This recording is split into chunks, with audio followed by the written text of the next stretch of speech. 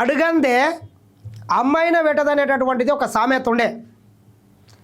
గతంలో ప్రధానమంత్రి నరేంద్ర మోడీ గారు తెలంగాణ రాష్ట్రానికి ఎప్పుడు వచ్చినా ఆనాటి ముఖ్యమంత్రి 10 ఏళ్ళు కల్వకుంట్ల చంద్రశేఖరరావు గారు ఈయన తెలంగాణ రాష్ట్రానికి వస్తే ఆయన తుర్రున వైపు ఫామ్ హౌస్ల వైపు పండుకుంటుండే. ఆయన కళ్ళల్లో కళ్ళు పెట్టి చూసే దమ్ము లేక, ధైర్యం లేక, అడిగే సత్తా లేక వీళ్ళు చేసినటువంటి అక్రమాలను, అవినీతిని బయటికి తీసుకొస్తాడని చెప్పి భయపడి నరేంద్ర మోడీ గారికి, అమిత్ షా గారికి ఫామ్ హౌస్ల పోయి సేదా తీరుతుండే కేసీఆర్ గారు. మళ్ళా కేంద్ర ప్రభుత్వం ఏ చట్టాన్ని తీసుకొచ్చినా వాళ్ళకు అవుట్డేట్గా సపోర్ట్ చేస్తుండే. అది రైతు వ్యతిరేక నల్ల చట్టాలు కావచ్చు, డిమానిటైజేషన్ కావచ్చు, ఇట్లా రకరకాల సందర్భాల్లో రకరకాల చట్టాల మీద అటు లోక్సభలో కావచ్చు, ఇటు రాజ్యసభలో కావచ్చు సంపూర్ణమైనటువంటి మెజార్టీని, మద్దతుని బీజేపీకి ప్రకటిస్తుండే కేసీఆర్. ఈరోజు చూడు, తెలంగాణ రాష్ట్ర ముఖ్యమంత్రి రేవంత్ రెడ్డి గారు పార్టీలు వేరైనా, సిద్ధాంతం వేరైనా, జెండా వేరైనా, ఎజెండా వేరైనా తెలంగాణ రాష్ట్రానికి అన్యాయం జరగొద్దనేటటువంటి ఉద్దేశంతో ప్రధానమంత్రి నరేంద్ర మోడీ గారి స్టేజ్ని వంచుకొని ఆయన కళ్ళల్లో పెట్టి నేరుగా నరేంద్ర మోడీ గారు మీరు ఏ రకంగా అయితే గుజరాత్కు నిధులు ఇస్తున్నారో, మీరు గుజరాత్ ముఖ్యమంత్రిగా ఉన్నప్పుడు ఆనాటి ప్రధానమంత్రి మన్మోహన్ సింగ్ గారు మీరు ఏ రకంగా అయితే మీకు నిధులు ఇచ్చి Narmada river front, Sabarmati river front డెవలప్మెంట్కు నిధులు ఇచ్చిండో ఆ రకంగానే మీరు కూడా ఈరోజు తెలంగాణ రాష్ట్రాన్ని ఒక పెద్దన్నగా ముందుండి నడిపించాల్సినటువంటి బాధ్యత ఉండేది. తెలంగాణ రాష్ట్రాన్ని ఆదుకోండి. 2047 వరకు $3 ట్రిలియన్ ఆర్థిక వ్యవస్థ స్థాపించడమే లక్ష్యంగా పనిచేస్తామని చెప్పి నరేంద్ర మోడీ గారిని నేరుగా ముఖ్యమంత్రి రేవంత్ రెడ్డి గారు అయితే అడగడం జరిగింది. ముఖ్యమంత్రి గారి చేసినటువంటి డిమాండ్లకు కూడా కొంత తలొగ్గి నరేంద్ర మోడీ గారు కూడా ఖచ్చితంగా తెలంగాణ రాష్ట్ర అభివృద్ధిలో నా వంతు భాగస్వామ్యం ఉంటుంది, నేను కూడా కృషి చేస్తా అని చెప్పి చెప్పడం జరిగింది. ఇది ఒక సత్తా ఉన్నటువంటి నాయకునికి, సత్తా లేనటువంటి నాయకునికి ఉన్నటువంటి లక్షణం. చూడండి ఒకసారి, ప్రజాస్వామ్యంలో వివిధ రాష్ట్రాల్లో వేరువేరు ప్రభుత్వాలు ఉండడం సహజం. రాష్ట్రాలు అభివృద్ధి చెందితేనే దేశం అభివృద్ధి చెందుతుంది. అందుకే రాష్ట్రాలను సమన్వయం చేసుకుంటూ ముందుకు సాగుతాం. అప్పుడే 2047 నాటికి వికసిత భారత్ కల నెరవేరుతుంది. ప్రధాని మోదీ ప్రజాస్వామ్యంలో ఈ రాష్ట్రాలు ఇవన్నీ కలిస్తేనే దేశం కాబట్టి ఈ దేశం అభివృద్ధి వైపు పరిగెత్తాలంటే మేము కూడా సంపూర్ణమైనటువంటి మద్దతు ఇస్తామని చెప్పి చెప్పడం జరిగింది. ఇది ఇట్లా ఉంటే అట్లని చూడండి, ముఖ్యంగా ముఖ్యమంత్రి రేవంత్ రెడ్డి గారు ఏమేమి అడిగినరా నిన్న ప్రధానమంత్రిని అంటే, మీకు మన్మోహన్ సహకరించినట్టు మాకు సహకరించండి, మూసి పునరుజ్జీవం, మెట్రో, రేడియల్ రోడ్లు, హైదరాబాద్ బందర్ రోడ్డుకు అనుమతి ఇవ్వండి, ఇందుకోసం 2 గంటలు కేటాయించి సమీక్షించండి, తెలంగాణ ప్రాజెక్టులను ఆమోదించేందుకు పిఎంఓలో ప్రత్యేక సింగిల్ విండో టాస్క్ ఫోర్స్ ఏర్పాటు చేయండి, 2047 నాటికి $3 ట్రిలియన్ ఆర్థిక వ్యవస్థే లక్ష్యం, ఇది కేంద్ర కార్యక్రమం కాదు, అభివృద్ధి ఉత్సాహం. ప్రధాని మోదీ పాల్గొన్న కార్యక్రమంలో సీఎం రేవంత్ రెడ్డి గారు చేసినటువంటి ప్రతి ఒక్క సూచనను ప్రధానమంత్రి నరేంద్ర మోడీ పరిగణలోకి తీసుకుంటా అని చెప్తే ఈ సన్నాసి, ఈ నమస్తే తెలంగాణ దద్దామ ఏం రాస్తాడు చూడండి, నాతో కలవండి రేవంత్కు మోడీ ఓపెన్ ఆఫర్ అంట.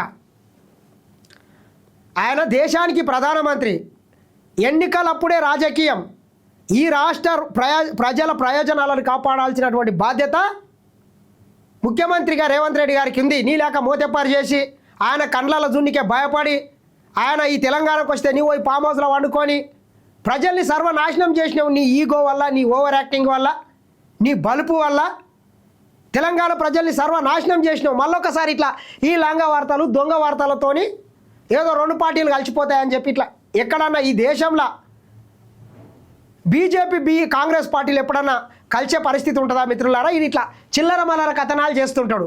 కాబట్టి నీవెన్ని చిల్లర మల్లర కథనాలు చేసినా ప్రజలు తగిన బుద్ధి చెప్తారు, ఇంకా చెప్తూనే ఉన్నారు, మీకు అయినా బుద్ధి మారతలేదు. ఇంతకన్నా ఎక్క మేమైతే ఏం చెప్పలేం. చూద్దాం ఇంకేమున్నాయి? ప్రధానమంత్రి నరేంద్ర మోడీ గారు అదేవిధంగా నిన్న తెలంగాణ రాష్ట్రంలో పరేడ్ గ్రౌండ్లో భారీ బహిరంగ సభ కూడా ఏర్పాటు చేయడం జరిగింది. చూడొచ్చు. ఏడాది వరకు బంగారం కొనొద్దు, పెట్రోల్ డీజిల్ వినియోగాన్ని తగ్గించండి, మెట్రోలో వెళ్ళండి. యుద్ధం కారణంగా ప్రపంచవ్యాప్తంగా ఆర్థిక వ్యవస్థలు మొత్తం కుప్పగూలిపోయినాయి. శుభకార్యాలకు, పెళ్లిళ్లకు, పేరంటాలకు బంగారాన్ని కొనొద్దు. అదేవిధంగా అవసరమైతే తప్ప ఎక్కువ మటుకు సొంత వాహనాలను కాకుండా ప్రజా రవాణా, అది ఆర్టీసీ కావచ్చు, మెట్రో రైళ్ళ లాంటి వాటిని వాడండి. పెట్రోల్ డీజిల్ వినియోగాన్ని తగ్గించండి. వర్క్ ఫ్రమ్ హోమ్, ఇంటి నుంచే వర్క్ చేయండి. ఏ రకంగా అయితే కరోనా టైంలో వర్క్ ఫ్రమ్ హోమ్ చేసినారో అదే రకంగా 1 సంవత్సరం వరకు చేయాలని కూడా ప్రధానమంత్రి చెప్పడం జరిగింది. ఇంటి నుంచి పని, ఆన్లైన్ వర్చువల్ భేటీలకు ప్రాధాన్యం ఇవ్వాలి. వంట నూనె తగ్గిస్తే దేశ సేవ, దేహ సేవ. విదేశాల్లో పెళ్లి పర్యటనలొద్దు, రసాయన ఎరువులొద్దు, ప్రకృతి సాగే ముద్దు. సౌర మోటార్లను వాడండి, ఇతర దేశాల ఉత్పత్తులొద్దు. దేశీయ మారక ద్రవ్యం ఆదా చేయడమే దేశభక్తి. బెంగాల్ ఉత్సాహం ఇక్కడ కనిపిస్తోంది. తెలంగాణలోనూ వచ్చేది బీజేపీనే. కాంగ్రెస్ మిగిలింది 3 రాష్ట్రాల్లోనే.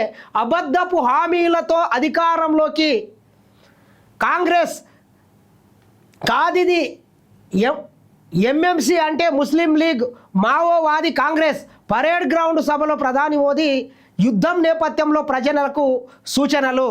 సింధు ఆసుపత్రిని ప్రారంభించిన మోదీ హెటరో పార్థసారథి రెడ్డికి అభినందనలంట.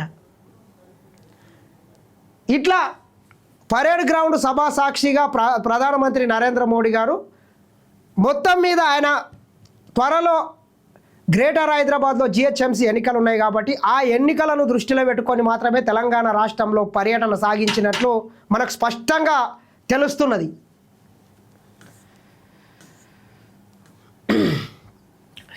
విజయ్ సర్కార్ తమిళనాడు సీఎంగా దళపతి. ప్రమాణ స్వీకారం అనంతరం కాంగ్రెస్ అగ్రనేత రాహుల్ గాంధీతో కలిసి తమిళనాడు కొత్త సీఎం విజయ్ అభివాదం. తమిళనాడు రాష్ట్ర రాజకీయాల్లో ఒక నూతన అధ్యాయం నిన్నటి నుంచే మొదలైందని చెప్పొచ్చు. అన్నా డిఎంకే దాదాపు 60 సంవత్సరాల తర్వాత ఒక కొత్త పార్టీ విజయ్ సారథ్యంలో నెలకొల్పినటువంటి టీవీకే పార్టీ అధికారంలోకి వచ్చి విజయ్ ముఖ్యమంత్రిగా ప్రమాణ స్వీకారం అయితే చేయడం జరిగింది. విజయ్తో ప్రమాణం చేయించిన గవర్నర్ రాజేంద్ర అర్లేకర్, బుస్సి ఆనంద్, అదవ్ అర్జున, సెంగోటయ్య, కీర్తన సహా 9 మంది మంత్రులతో కూడా హాజరైన రాహుల్ గాంధీ, రాష్ట్ర కాంగ్రెస్ లెఫ్ట్ బీజేపీ నేతలు సైతం చెన్నై నెహ్రూ స్టేడియానికి భారీగా తరలి వచ్చిన అభిమానులు, కార్యకర్తలు. విజయ్ ప్రమాణ స్వీకారానికి బీజేపీ పార్టీకి సంబంధించినటువంటి తమిళనాడు రాష్ట్రానికి సంబంధించినటువంటి ముఖ్య నాయకులు అన్నాదురై కావచ్చు, తమిళిసై, వీళ్ళందరూ కూడా విజయ్ ప్రమాణ స్వీకార కార్యక్రమానికి హాజరయ్యి ప్రమాణ స్వీకారం అయిపోయినంత వరకు కూడా వాళ్ళు అక్కడనే ఉండడం జరిగింది. వేదికపైనే ఉచిత విద్యుత్ పైలుపై కొత్త ముఖ్యమంత్రి తొలి సంతకం. ఏ రకంగా అయితే తెలంగాణ రాష్ట్రంలో పేదలకు ఇస్తున్నటువంటి 200 యూనిట్ల కరెంటుని అదేవిధంగా తమిళనాడు రాష్ట్రంలో కూడా ఎన్నికల హామీలో భాగంగా విజయ్ 200 యూనిట్ల ఉచిత విద్యుత్ ఇస్తానని చెప్పిండు కదా. ముఖ్యమంత్రిగా ప్రమాణ స్వీకారం చేసిన తొలి సంతకం ఆయన ఈ ఉచిత విద్యుత్ దాని మీద చేయడం జరిగింది. అదేవిధంగా మరి 2 బిల్లుల మీద కూడా ఆయన సంతకం చేయడం జరిగింది. ఇంకోటి మహిళా task force, anti narcotic force ఏర్పాటు పైన. ఏ రకంగా అయితే తెలంగాణ రాష్ట్రంలో మహిళల రక్షణ కోసం, భద్రత కోసం షీ టీమ్స్ ఉంటాయి కదా, అదేవిధంగా తమిళనాడు రాష్ట్రంలో కూడా మహిళల భద్రత కోసం ప్రత్యేకంగా టాస్క్ ఫోర్స్ను కూడా ఏర్పాటు చేయడం జరిగింది. అదేవిధంగా తమిళనాడు రాష్ట్రంలో కూడా ఆ రాష్ట్రంలో కూడా డ్రగ్స్ మహమ్మారి నుంచి యువత బంగారు భవిష్యత్తును కాపాడాలనేటటువంటి ఉద్దేశంతో యాంటీ నార్కోటిక్ డ్రగ్స్ మీద ఉక్కుపాదం మోపేటటువంటి బిల్లు మీద కూడా విజయ్ నిన్న సంతకాలు అయితే చేయడం జరిగింది. ప్రమాణ స్వీకారం చేసి ఫస్ట్ రోజే ఆయన పరిపాలన మీద దృష్టి పెట్టి 3 కీలకమైనటువంటి ఫైల్స్ మీద సంతకాలు కూడా పెట్టి విజయ్ పరిపాలన కొనసాగించిండని మాత్రం చెప్పొచ్చు. విజయ్ ప్రమాణ స్వీకారంలో ఆయన మిత్రురాలు కాబోయే భార్య అనుకుంటా త్రిష సందడి చేసింది. కూర్చో. విజయ్ ప్రమాణ స్వీకారోత్సవంలో త్రిష ప్రత్యేక ఆకర్షణగా నిలిచారు. లేత నీలి రంగు చీర, క్రీమ్ కాలర్ బ్లౌజ్ ధరించి కొప్పున పూలు, మెడలో వజ్రాల నెక్లెస్తో వేదికపై వస్తున్న త్రిషను చూసి టీవీకే కార్యకర్తలు చప్పట్లతో స్వాగతించారు. ముందు వరుసలో ఆసీనులైన విజయ్ తల్లిదండ్రులను త్రిష పలకరించారు. విజయ్ తల్లి శోభను ఆప్యాయంగా కౌగిలించుకున్నారు. తర్వాత కార్యకర్తల వైపు చేతులు ఊపుతూ వెనక వరుసలో కూర్చున్నారు. ప్రమాణ స్వీకారం సందర్భంగా త్రిష ప్రత్యేక ఆకర్షణగా నిలిచి కార్యకర్తలనైతే ఉత్సాహపరిచిండ్రు. తమిళనాట 6 దశాబ్దాల ద్రవిడ పార్టీల పాలనకు తెరపడింది. రాష్ట్రంలో 59 ఏళ్ల తర్వాత తొలిసారి ద్రవిడ పార్టీయేతర ప్రభుత్వం నెలకొంది. ముఖ్యమంత్రిగా తమిళ వెట్రిగ కళగం టీవీకే అధ్యక్షుడు ఇళయ దళపతి జోసెఫ్ విజయ్ ఆదివారం చెన్నై నెహ్రూ స్టేడియంలో ప్రమాణ స్వీకారం చేశారు. వేల మంది సినీ అభిమానులు, పార్టీ శ్రేణులు, పార్టీ ముఖ్యులు, కార్యకర్తల హర్షధ్వానాల నడుమ గవర్నర్ రాజేంద్ర విశ్వనాథ్ అర్లేకర్ ఆయనతో ప్రమాణ స్వీకారం చేయించారు. కాంగ్రెస్ అగ్రనేత రాహుల్ గాంధీ ప్రత్యేకంగా హాజరయ్యారు. విజయ్కి ఎడమవైపు ఆయన గవర్నర్ ఆసీనులయ్యారు. రాష్ట్ర ప్రభుత్వ ప్రధాన కార్యదర్శి సాయి కుమార్ ప్రమాణ స్వీకారోత్సవానికి అనుమతినిచ్చిండ్రు. ఇట్లా ముఖ్యమంత్రిగా విజయ్ ప్రమాణ స్వీకారం అయితే చేయడం జరిగింది.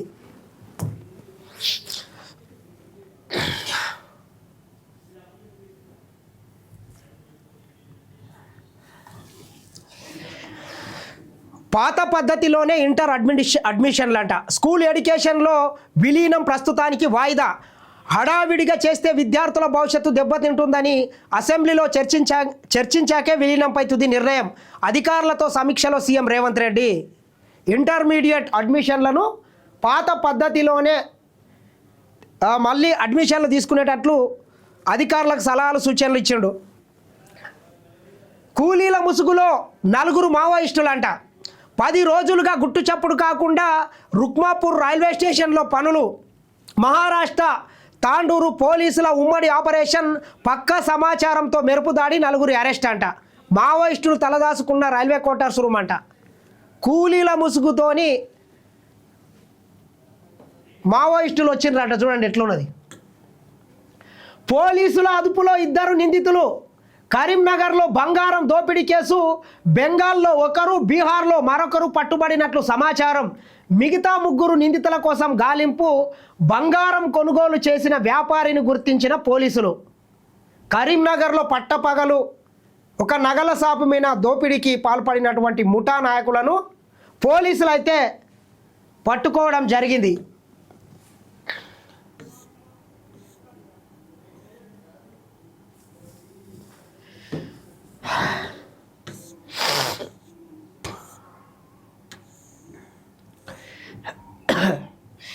ఏంది?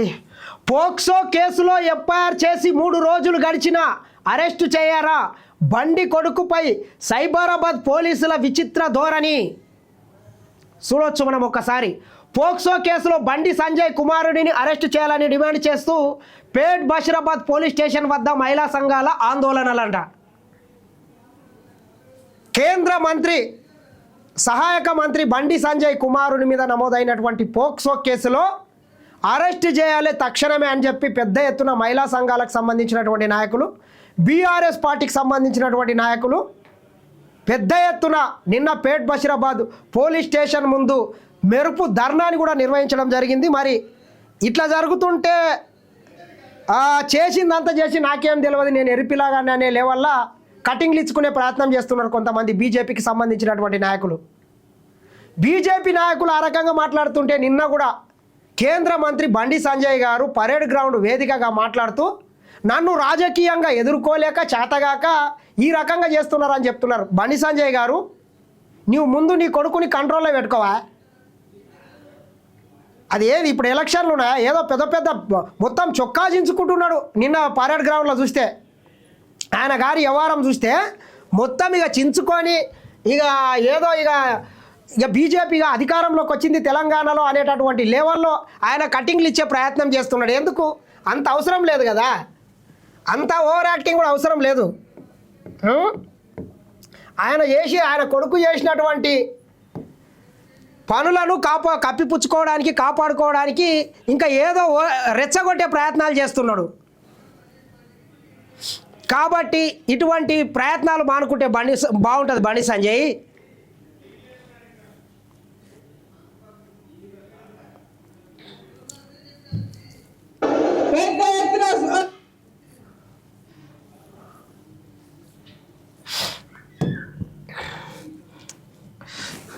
రైట్, ఇది వివిధ దినపత్రికల్లో వచ్చినటువంటి ప్రధానమైనటువంటి వార్తలు.